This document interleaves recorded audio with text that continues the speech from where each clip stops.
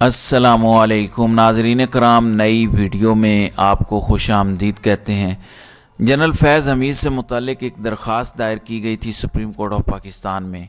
Supreme court of Pakistan ने उसको खारिज तो कर दिया, लेकिन सुप्रीम कोर्ट ऑफ पाकिस्तान अपना माइंड भी डिस्क्लोज कर गई जनरल फैज़ हमीद के ख़िलाफ़, और बड़ा सख्त फ़ैसला आया है। मैं उसकी तफसील इस वीडियो में शेयर करूँगा।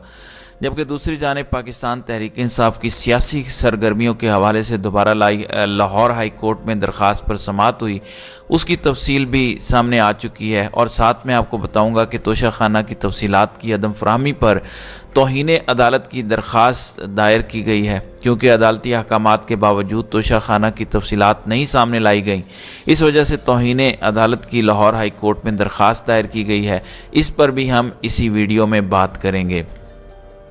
नाज़रीन इकराम, सुप्रीम कोर्ट ऑफ पाकिस्तान का एक फ़ैसला सामने आया है ज़ुबानी मुआहदे के हवाले से। ओरल एग्रीमेंट, हमारा इस्लामिक लॉ भी और में भी ओरल एग्रीमेंट की एक हैसियत है। आप जानते हैं कि जो लॉ कॉन्ट्रैक्ट है, उससे पहले चूँकि हम इस्लामिक लॉ के तहत चीज़ों को चलाते थे, फ़िक़्ह के ज़रिए हम अपने रोज़मर्रा मसाइल का हल तलाश करते थे। जब मुस्लिम मुमलकतें थीं दुनिया में, मसलन सल्तनत उस्मानिया थी या मुख्तलिफ़ सल्तनतें थीं, मसलन निकाह का कॉन्ट्रैक्ट हमेशा ओरल ही होता था। अब उसकी रजिस्ट्रेशन का प्रोसेस है। हमारी शरीयत में ओरल निकाह नाजायज़ नहीं है, गवाहान की मौजूदगी लाजमी है। बाकी वो ओरल हो या रिटन, शरीयत में उसकी कोई ममानियत नहीं है, तो ओरल निकाह काबिल तस्लीम है। इसी तरह से ओरल जो एग्रीमेंट है, नबी पाक सल्लल्लाहु अलैहि वसल्लम का फरमान है कि आप आपस में मुआहदात करो तो लिख लिया करो। अब सुप्रीम कोर्ट का जो फ़ैसला आया, सुप्रीम कोर्ट ऑफ पाकिस्तान ने तो ज़ुबानी मुआहदे पर रिलीफ देने की इस्तदा मुस्तरद की है। काजी फायज़ ने रिमार्क्स देते हुए कहा कि ज़ुबानी मुआहदे की कोई कानूनी हैसियत नहीं है। हालांकि हमारे यहाँ जो लॉ ऑफ कॉन्ट्रैक्ट है, अगर आप कॉन्ट्रैक्ट के इंग्रेडिएंट्स पढ़ें जो एसेंशियल हैं कि कॉन्ट्रैक्ट के लिए कौन कौन सी चीज़ें ज़रूरी हैं, उसमें कहीं नहीं लिखा हुआ कि कॉन्ट्रैक्ट रिटर्न होना चाहिए। हमारा लॉ ऑफ कॉन्ट्रैक्ट जो 1872 का है, उसमें भी नहीं लिखा हुआ कि रिटर्न होना चाहिए। जबकि सुप्रीम कोर्ट ऑफ पाकिस्तान कह रही है कि ज़ुबानी मुआहदे की कोई हैसियत नहीं। पंजाब में ज़मीन के मुआहदों को बहुत ज़्यादा लटकाया जाता है। ज़ुबानी मुआहदों का दरवाज़ा हमें बंद करना होगा। लोगों ने भी अराज़ी पर मुआहदे करना छोड़ दिए हैं। लोग समझ चुके हैं कि वकला ऐसे केसेस 20 साल तक लटका देते हैं। दरख्वास्त गुजार मुआहदा भी ज़ुबानी करता है और रिलीफ भी अदालत से मांगता है। क्या मुआहदा ज़ुबानी क्या कुरान पाक की आयत की खिलाफ वर्जी नहीं है? कुरान पाक की तालीमात के मुताबिक भी मुआहदा ज़ुबानी नहीं तहरीरी होता है। दरख्वास्त गुजार मुकर्रर मुद्दत में तयशुदा रकम जमा करवाने में नाकाम रहे तो चीफ जस्टिस ऑफ पाकिस्तान के 3 रुकनी बेंच ने यह समाअत की है। 4 एकड़ अराजी ख़रीदने के 152 मिलियन का यह मुआहदा था, लेकिन दरख्वास्त गुजार 2 माह में सिर्फ 12 से 15 मिलियन जो है वो जमा करवा सका 152 मिलियन में से। और वो कहता है कि ज़ुबानी मुआहदा था और ज़ुबानी मुआहदे में मैं ये सारी की सारी ज़मीन ख़रीद चुका हूँ। इसमें कोई शक नहीं कि इस वक्त जो हालात हैं, आपको ज़रूर रिटर्न एग्रीमेंट करना चाहिए। मैं सिर्फ एक क्वेश्चन ऑफ लॉ की बात कर रहा हूँ कि जब काजी फायज़ कुरान करीम का हवाला दें कि कुरान पाक की तालीम के मुताबिक मुआहदा सिर्फ तहरीरी है, ज़ुबानी नहीं, तो मेरे ख्याल में ये बात गलत है।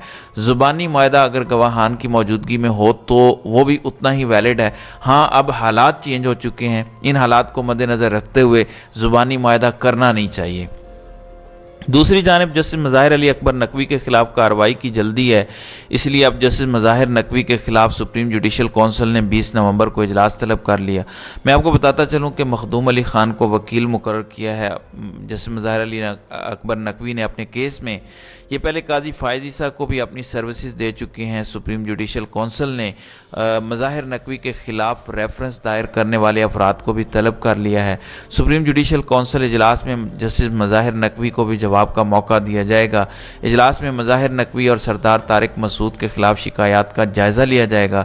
इजलास में जस्टिस मज़ाहिर नकवी के एतराज़ात पर भी गौर किया जाएगा। सुप्रीम जुडिशल कौंसिल ने जस्टिस मज़ाहिर नकवी को शो कॉज जारी किया था, जिसका उन्होंने जवाब जमा करवाया और 3 जजेस पर एतराज़ात करते हुए उनको बेंच से अलग होने का मुतालबा किया था कि इन तीनों शख्सियात को अलग होना चाहिए।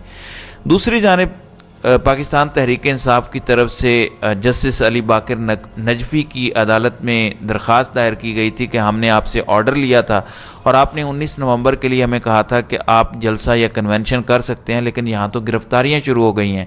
تو عدالت میں سماعت ہوئی ہے۔ علی باقر نجفی نے زبیر کسانہ جو پاکستان تحریک انصاف کے وکلاء ونگ کے پنجاب میں صدر ہیں، ان کی درخواست پر سماعت کے دوران عدالت نے ڈپٹی کمشنرز کو درخواستوں پر فیصلہ کرنے کی ہدایت کی ہے۔ درخواست گزار زبیر کسانہ نے عدالت میں موقف اختیار کیا کہ حافظ آباد، گوجرانوالہ، شیخو پورہ، ننکانہ صاحب اور نارووال کے ڈپٹی کمشنر کو درخواستیں دیں، لیکن کسی ڈپٹی کمشنر نے درخواستوں پر کوئی کارروائی نہیں کی۔ درخواست گزار نے عدالت سے استدعا کی کہ 5 اضلاع کے ڈپٹی کمشنرز کو درخواستیں منظور کرنے کی ہدایت جاری کی جائے۔ جسٹس علی باقر نجفی نے کہا کہ قانون اور آئین کے مطابق سیاسی سرگرمیاں کرنا ہر سیاسی جماعت کا حق ہے۔ ڈپٹی کمشنر ایسے معاملات کو روک نہیں سکتے۔ اس بنیاد پر علی اکبر نجفی نے ڈائریکشن دی ہیں 5 ڈی سیز کو کہ آپ ہر صورت پاکستان تحریک انصاف کی یہ درخواستیں ڈیسائیڈ کریں اور ان کو سیاسی اجتماعات کی اجازت دیں۔ اب چونکہ زبیر کسانہ کی جانب سے مانگا ہی یہی گیا تھا، کیونکہ پہل آپ کو ڈائریکشن لینی ہوتی ہیں اور اگر ان ڈائریکشن کے باوجود عمل درآمد نہیں ہوتا یا آپ کو اجازت نہیں دیتے تو پھر آپ ہائی کورٹ سے رجوع کرتے ہیں۔ یہ پہلی درخواست ہے۔ پہلا فیصلہ 19 نومبر کا آج بھی برقرار ہے اور اس کی تیاریاں شاہدرہ کے پاکستان تحریک انصاف کے رہنما کر رہے ہیں۔ تو اب عدالت نے کہا ہے کہ سیاسی اجتماعات ہر جماعت کا حق ہے آئین اور قانون کے دائرے میں رہتے ہوئے، اور آپ ان کو روک نہیں سکتے، منع نہیں کر سکتے۔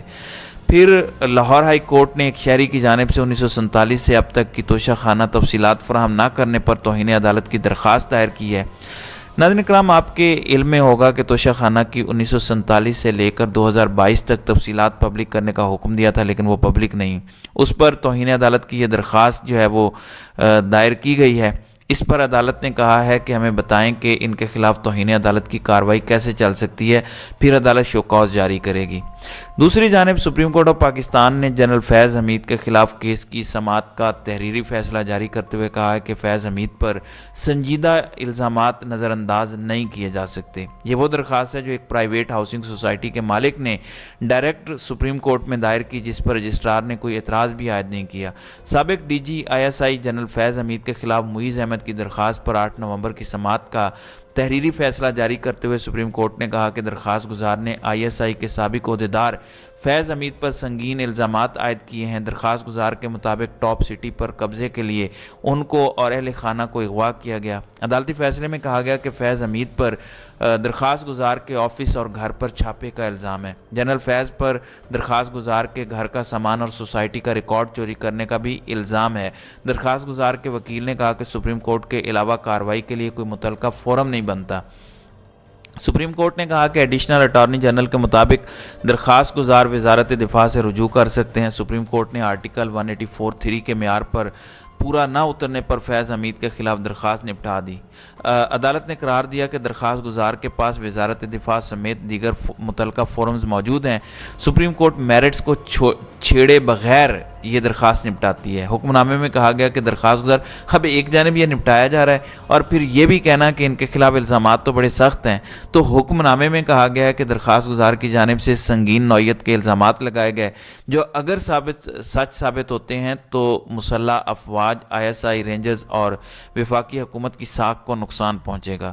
سنجیدہ الزامات ہونے کے باعث انہیں نظر انداز نہیں کیا جا سکتا۔ دائر کی گئی درخواست 184(3) کے معیار پر نہیں ہے۔ عدالت نے اپنے حکم نامے میں کہا کہ درخواست گزار کے پاس مختلف فورم موجود ہیں۔ سپریم کورٹ نے براہ راست 184(3) کا استعمال کیا تو دوسرے فریقین کے حقوق متاثر ہوں گے۔ درخواست گزار کے خدشات ہیں کہ اس کی درخواست پر وزارت دفاع کارروائی نہیں کرے گی۔ درخواست گزار کے مطابق جن لوگوں پر الزامات ہیں وہ اہم عہدوں پر فائز ہیں۔ حکم نامے کے مطابق ایڈیشنل اٹارنی جنرل نے یقین دہانی کروائی کہ شکایت کنندہ کی درخواست پر کارروائی کی جائے گی۔ ایڈیشنل اٹارنی جنرل کی وفاقی حکومت سے دیے گئے موقع پر شک کرنے کی کوئی وجہ نہیں ہے۔ اگر درخواست گزار وزارت دفاع سے رجوع کرے تو قانون کے مطابق شکایت کا جائزہ لیا جائے گا، جبکہ اطہر من اللہ کا قاضی فائز عیسیٰ کے خلاف شکایت پر 2 صفحات پر مشتمل اضافی نوٹس بھی جو ہے وہ حکم نامے میں ہے، جس میں کہا گیا ہے کہ سپریم کورٹ میں RH سیل 2005 سے کام کر رہا ہے۔ دوران سماعت بتایا گیا کہ یہ قائم کردہ انسانی حقوق سیل قانون کے مطابق نہیں ہے۔ تو ترمینل نے لکھا کہ عدالت کو بتایا گیا کہ چیف جسٹس کی جانب سے چیمبر میں دیے گئے احکامات اور اقدامات بھی کسی قانون کے مطابق نہیں ہیں۔ سپریم کورٹ کے انسانی حقوق کے جاری کردہ خطوط سے عدالتی احکامات ہونے کا غلط اثر ملتا ہے۔ چیف جسٹس کی جانب سے فریقین کو چیمبر یا میٹنگ روم میں بلانا شفاف ٹرائل کے منافی ہے، اس وجہ سے اس کو بھی ختم کیا جاتا ہے۔ اب آپ اندازہ کریں، یہ ویسے ہی ہے جیسے نواز شریف کو ریلیف دیا اور اس کے بعد عامر فاروق نے کہا کہ یہ درخواستیں ناقابل سماعت ہیں۔ تو یہ درخواستیں بھی ناقابل سماعت ہیں، لیکن فیض حمید کے خلاف لکھ بھی سارا کچھ دیا اور وفاقی حکومت کی یقین دہانی بھی لکھ دی کہ ایڈیشنل اٹارنی جنرل نے کہا ہے کہ وفاقی حکومت ہر صورت کارروائی کرے گی اگر ہم سے رجوع کریں۔ کیوں؟